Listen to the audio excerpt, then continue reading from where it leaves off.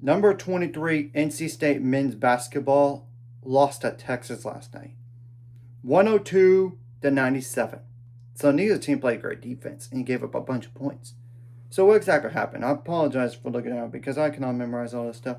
And I for sure expect NC State to be out of the rankings now after this loss.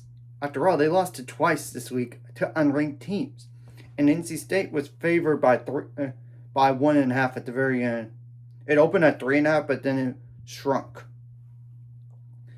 And Texas was up 47 to 37 at halftime. Second half, NC State scored 60 points. Yeah, you heard me correctly. But Texas scored 55. But there's obviously more to the game than that. And that's why I'm going to go over the last minute of the game real fast and go over the stats for the game, just to get more clarity. So,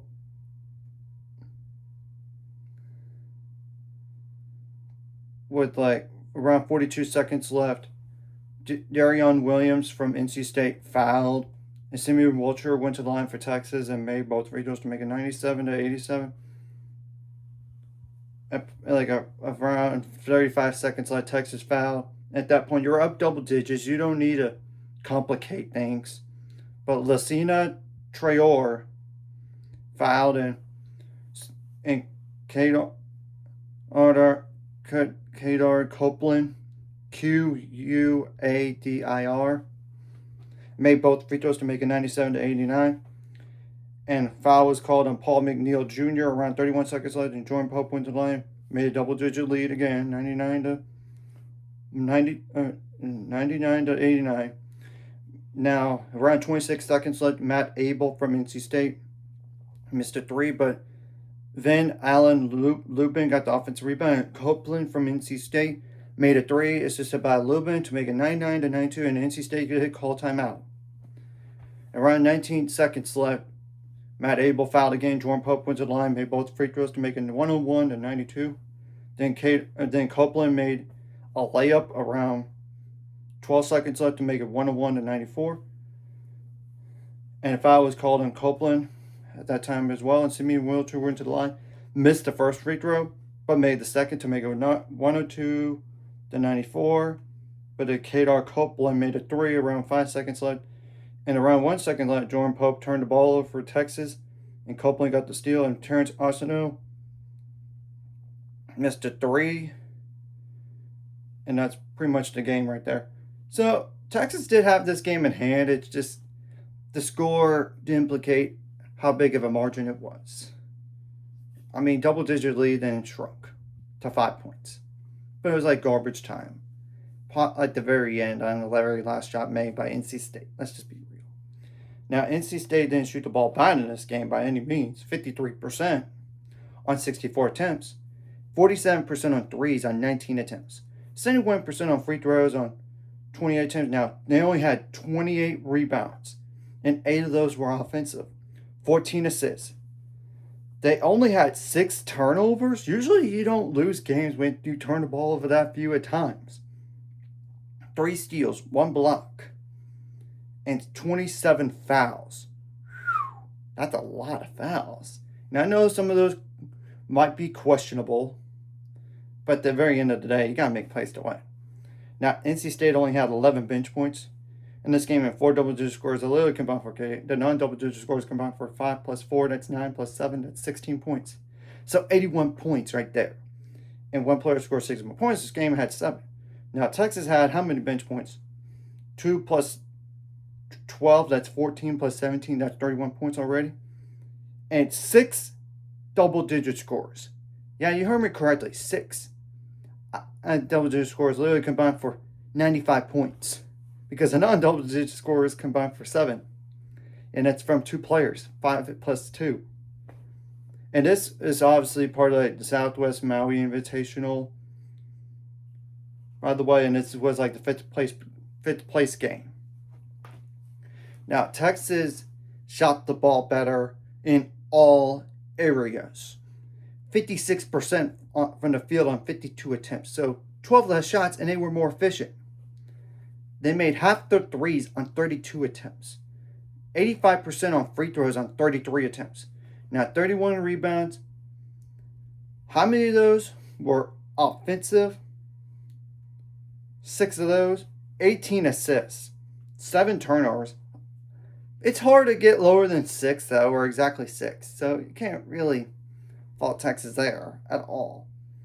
4 steals and 2 blocks, as well as 21 fouls. Now I'm going to go over the points out turnovers, points in the paint, and fast break points as well. Points out turnovers favor Texas 10-5. Fast break points definitely favor Texas too. 24-7. However, points in the paint favored NC State 46-20.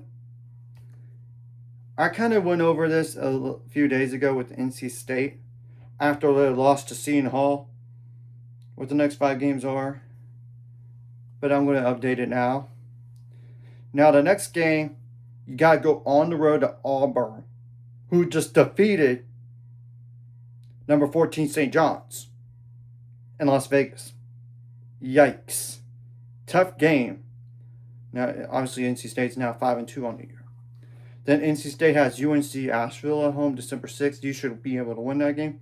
Liberty is a good program. They're 5-2, but I would think you would win, but you never know on December 10th. December 13th, you get Kansas, and Kansas actually beat Tennessee, who the day before beat Houston. So, and maybe Darren Peterson is going to be back by then.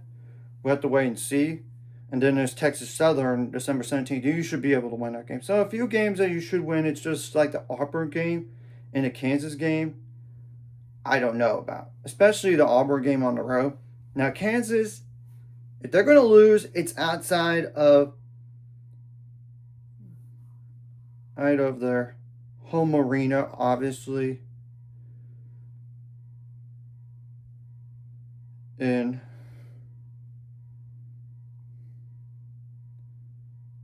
Allen Fieldhouse. Let's just be real. But still, it's not a gimme game. Now, Texas is obviously 6-2 on the year. The next 5 games are in December. Now, they got the ACC SEC Challenge. And you get Virginia at home. They're currently 5-1. December 3rd. December 8th. You got Southern at home. You should be able to win that game. Oh, but December 12th. Yikes. You got number 5 UConn at People's Bank Arena in Hartford, Connecticut. Sorry, that's probably an L. But you never know. This is why we play the games. And there's obviously you're going to play Lemoyne at home December 16th. You should be able to win that game. And then there's Maryland Eastern Shore at home December 22nd. You should be able to win that game. So there's 3 games that you should for sure win. The Virginia game, I wouldn't say is a for sure win. I wouldn't say so necessarily. Because Virginia, I know that at one point they were like a receiving votes team. And Texas was not a receiving votes team going into this game. Or going into this week. Because when you look at the receiving votes, Wisconsin with 45, Kansas with 34, Oregon with 31, Georgetown with 31, St. Mary's with 27, Nebraska with 27, Ohio State with 26, Missouri with 20, Utah State with 16, Baylor with 14, Ole Miss with 10, USC with 10, Iowa with 6, Clemson with 6, St. Clair with 3, Creighton with 3, Virginia Tech with 2, Oklahoma State with 2, and Buffalo with 1. I know at one point they were, so still. But obviously wait and see what happens about these teams going forward. And like I said, I don't expect NC State to stay ranked. You got 2 losses this week out of 3. Yeah, you're going to be a receiving votes team. It's more like how many votes are you going to receive. So anyways, if you like this content, hit the like, subscribe, and see you guys later on the road to 800 subscribers, ultimate goal is 1,000 more. So remember, like this, scores like video. Comment video really helps YouTube background so more people see it. Sharing the video does help as well, so more people can watch. And if you're watching and not subscribe, hit subscribe with the notification bell as well.